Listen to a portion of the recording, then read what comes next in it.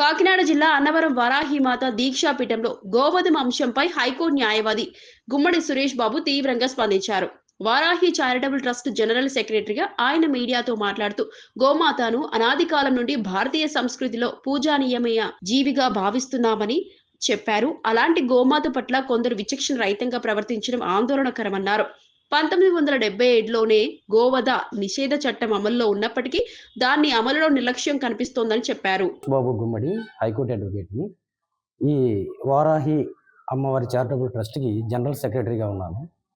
ఈరోజు ఈ పత్రికా మీడియా సమావేశానికి ప్రధానమైన కారణం ఏంటంటే, ట్రస్ట్ ఒక నిర్ణయం తీసుకుంది.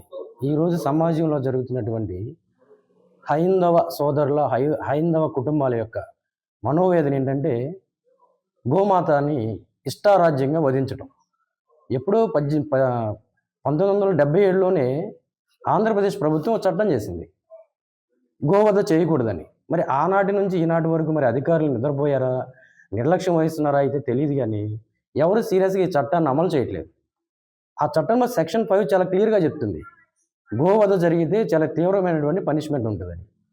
సో ఎవరు పట్టించుకోవట్లేదు. అసలు గోవధని హైందవ సోదరులు కానీ హైందవ కుటుంబాలు కానీ ఎందుకు వ్యతిరేకిస్తున్నాయి అన్నది సమాజానికి తెలియాలి, మిగతా సోదర సమాజానికి కూడా తెలియాలి. 33 కోట్ల మంది దేవతలు ఈ భూమి మీద ఒకే ప్రాంతంలో ఒకే జీవులు ఎవరైనా నివసిస్తూ ఉన్నారంటే అది ఒక్క గోమాత మాత్రమే. ఒక్క గోమాతకి ప్రతిరోజు నమస్కారం చేస్తే 33 కోట్ల దేవతలకి మనం నమస్కారం చేసిన పుణ్యం లభిస్తుంది. ఈ పరిస్థితుల్లో మనం గోవధ చేయొద్దు అంటున్నాం. గోవు అంటే ఎవరు? అహింసకి ఒక బ్రాండ్ అంబాసిడర్. మన మహాత్మా గాంధీ గారిని మనం మనిషి రూపంలో అహింసని ఎలాగా దేవాలయాల్లో గోవులను అక్రమంగా ఎటో పంపించేస్తున్నారు.